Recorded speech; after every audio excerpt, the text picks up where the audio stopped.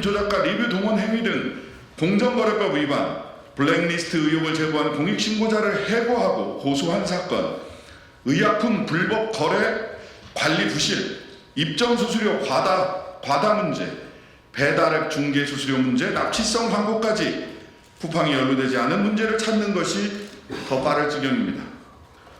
쿠팡의 이번 개인정보 유출 사고 역시 쿠팡의 안하무인 경영의 실패를 보여줍니다. 3,370만 명의 개인정보 유출은 규모 면에서도 주소 등 개인 밀접 정보가 유출됐다는 점에서도 역대 최악의 개인정보 유출 사고입니다. 심지어 쿠팡의 개인정보 유출 사고는 이번이 처음도 아닙니다. 2021년 쿠팡이츠 배달 노동자 3만 5천여 명의 실명과 전화번호 등이 유출됐고 23년 2만 2천여 명의 개인정보가 유출되는 등 반복적으로 안전조치 의무를 위반해 왔습니다. 그러나 과징금은 고작 2억 7,865만 원, 13억 1천만 원에 불과했습니다. 솜방망이 처벌이 결국 이번 역대 최악의 개인정보 유출 사고를 야기한 것과 다름없습니다. 이미 소를 잃었습니다. 하지만 소는 잃었지만 외양간이라도 고쳐야겠습니다. 기업 운영 잘못하면 망할 수도 있다는 경각심을 주는 제재가 없다면 개인정보 유출 사고는 재발됩니다. 제재가 제재답게 기능해야 합니다. 조국혁신당이 제안하는 쿠팡 개인정보 유출 사고 재발 방지를 위한 개혁 과제를 말씀드리겠습니다. 첫째, 전자상거래법을 개정해서 징벌적 과징금 제도를 도입해야 합니다. 현행 전자상거래 등에서의 소비자 보호에 관한 법률은 소비자 정보를 공정하게 수집, 이용하도록 규정하고 있으나 과징금은 위반행위 관련 매출액에 한정되며 매출액이 없거나 산정이 어려운 경우에는 최대 5천만 원에 불과합니다. EU 디지털 시장법 수준으로 법을 개정해서 과징금을 전체 매출액의 최대 10%까지 고의 또는 중대한 과실, 반복적 위반의 경우에는 20%까지 부과할 수 있도록 추진하겠습니다. 매출액 산정이 어려운 경우에도 최대 50억 원까지 과징금이 부과될 수 있도록 하겠습니다. 둘째, 위반 행위를 입증할 수 있도록 강제 수사권 도입을 추진하겠습니다. 공정거래위원회는 현장 조사 등을 실시할 수 있으나 강제력이 없어서 기업의 협조가 없으면 조사가 어려운 실정입니다.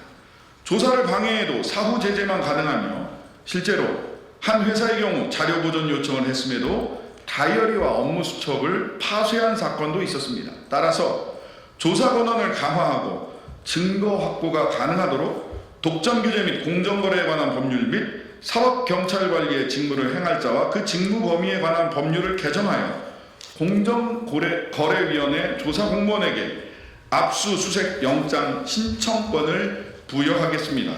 두 법안은 제가 발의를 준비하고 있습니다.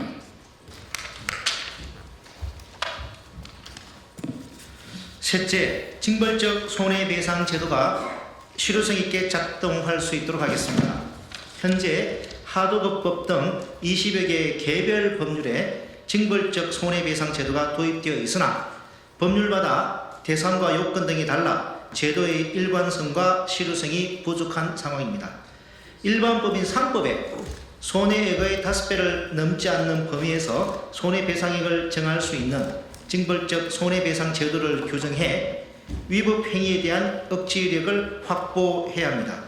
저 차교건이 이와 같은 내용의 상법 개정안을 이미 발의한 상태입니다.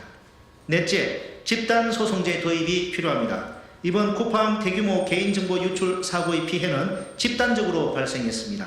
그러나 각 피해자가 개별적으로 소송을 제기해야만 피해 구제가 가능한 상황입니다.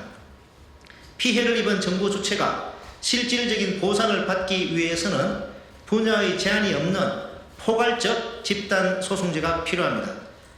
저 차기군이 발의한 집단소송법 제정안이 통과되면 피해자 50명 이상 모든 손해배상에 적용되며 제외 신고를 한 피해자를 제외한 모든 피해자의 판결의 효력이 발생합니다.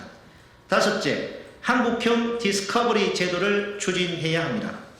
김범석 의장이 어떤 논의를 했는지, 혹여나 내부 경고를 무시했거나 알면서도 숨기는 중과실이 있지는 않은지, 쿠팡의 과실이나 불법 행위가 있는지 확인하기 위해서는 사실관계를 규명할 수 있는 제도적 장치가 필수적입니다.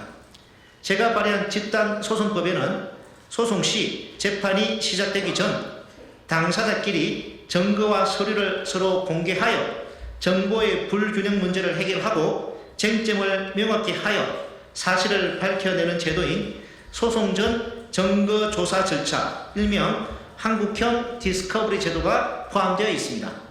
이를 통해 피해자의 입증 책임을 덜고 신속하고 효율적인 분쟁 해결을 도모할 수 있습니다.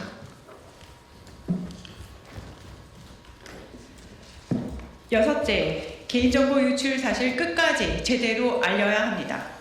쿠팡은 3,370만 명의 개인정보가 유출되는 초유의 사태가 발생했음에도 노출이라는 표현으로 사고를 축소하고 피해자가 무엇을 어떻게 조치해야 하는지조차 충분히 알리지 않았습니다.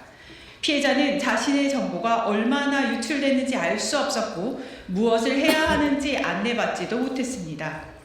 이에 본 의원은 개인정보 유출 시 기업이 보다 구체적인 피해 현황과 대응 방법 그리고 후속 조치까지 포함하여 고지하도록 하는 개인정보보호법 개정안을 발의했습니다.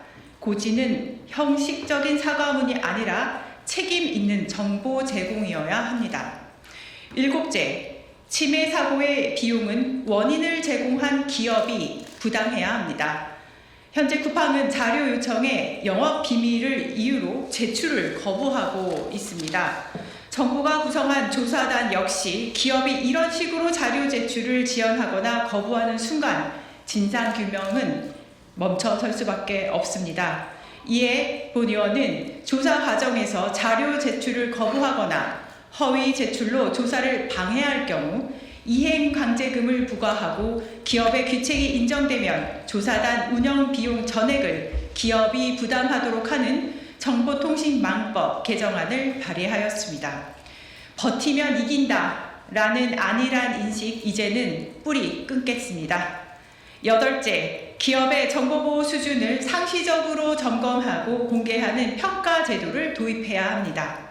올해 연이어 발생한 대규모 유출 사고들은 단순한 해킹을 넘어서서 기업들의 정보보호 투자와 관리 체계가 얼마나 허술했는지를 드러냈습니다. 사고 기업 모두 기존 정부 인증 제도를 통과했다는 점 또한 현행 제도의 한계도 여실히 드러냈습니다. 이에 본 의원은 일정 규모 이상의 정보통신망 사업자를 대상으로 정보보호 예산 투자, 관리체계 운영, 치매 사고 대응 수준을 종합평가하는 정보보호 수준평가 제도를 도입하기 위한 정보통신망법 개정안을 발의했습니다.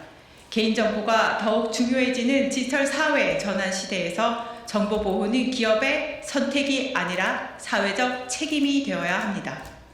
쿠팡의 무책임한 경영 태도를 바로잡고 유사한 사건의 재발 방지를 위해서는 징벌적 과징금, 강제수사권, 징벌적 손해배상, 집단소송제, 디스커버리 제도의 도입, 고지 의무 강화, 조사비용 책임구조 개편, 기업 보안 수준 상시 점검 제도 등이 필요합니다.